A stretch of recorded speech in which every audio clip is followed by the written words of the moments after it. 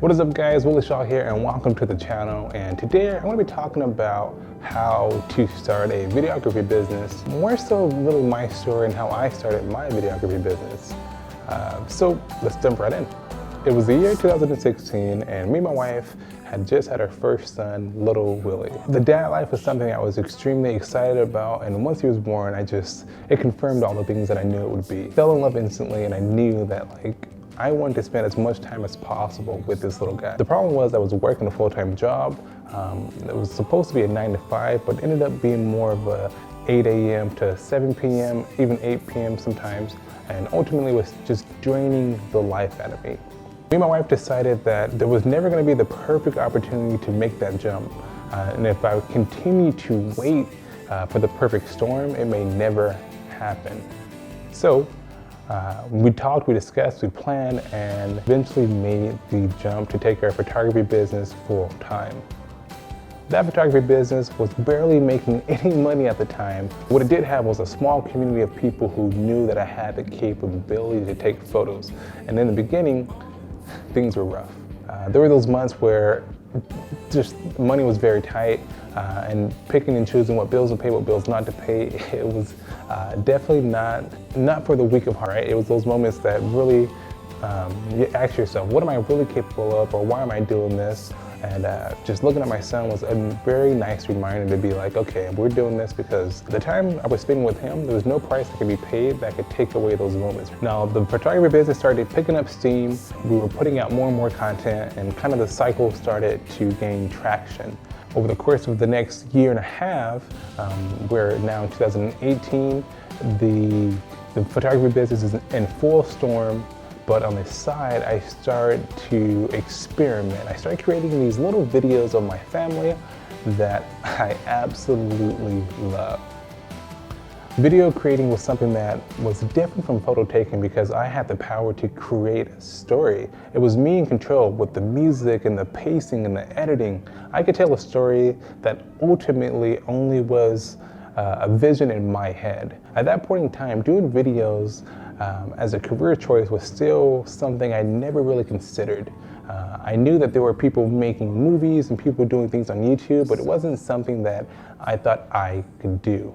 Fast forward a couple more months and I started creating videos on my photo shoots. My wife and I did our photo shoots together, so in between snapping photos, I would also switch over to video mode and capture a couple video shots and then edit them down to something that was presentable, and I would give those to my clients as an additional bonus. This changed everything. My clients loved the photos, but in addition, getting a video was something that they really seemed to be excited about, and I saw an opportunity. I started really pursuing videos, and it got to a point where I was more excited to get home and edit the video sometimes than I was to get home and edit the photos.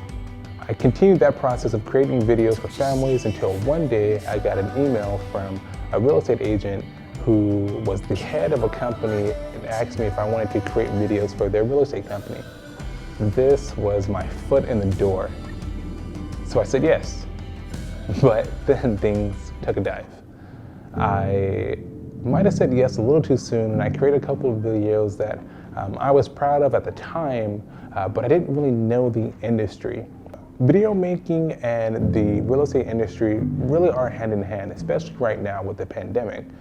But at that time, videos were not personality based. They were very slow paced. They were very just kind of swooping through the houses. And if you're somebody who's seen any real estate video before 2018, you know exactly what I'm talking about.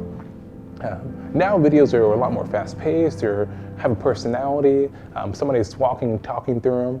And what I was trying to create at that time had never been seen, at least in my community. And so it wasn't well received yet.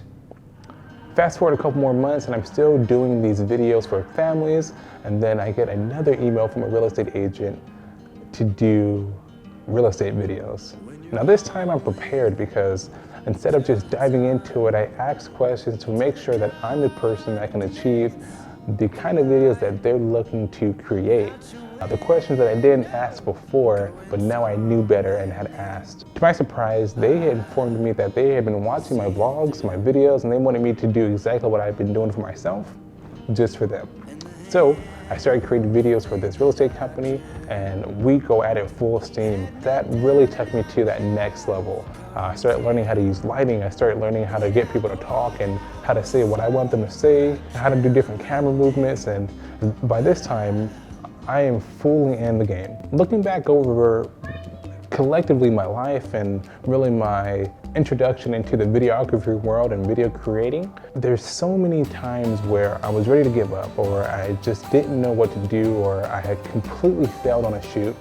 And what kept me going was just thinking about the alternative. Even my worst day of doing something I completely love was better than my best day working my 9-to-5 job. And not saying that everybody has to quit the 9-to-5 job, but for me, ultimately, I knew that I wanted to be able to spend that time with family and be able to do what I love. I'm always surprised with how a video that I had done just for fun or just on a whim led to a paid opportunity in the future. So if you're somebody who's thinking about starting a video business or videography business in 2021, my biggest piece of advice is go out there and create the kind of videos that you want to get hired for. The second step, which is very important, is also sharing. I would have never gotten to where I'm at today if I wasn't also sharing these videos that I was creating for these families and sharing the videos I was creating for myself. I know that it can be difficult, and I still struggle with sometimes hitting that upload button, but once you get past that, it all starts to work out. I hope you guys enjoyed this video. Just kind of a recap and my journey as a video maker. It's cool to kind of sit back and think about like how one opportunity led to the next. If you want more videos like this, let me know in the comments. Please like it if you were intrigued by the story, and share it if there's somebody you know looking to make that jump. And yeah, let me know if you guys want more like this, and I'll see you guys in the next one.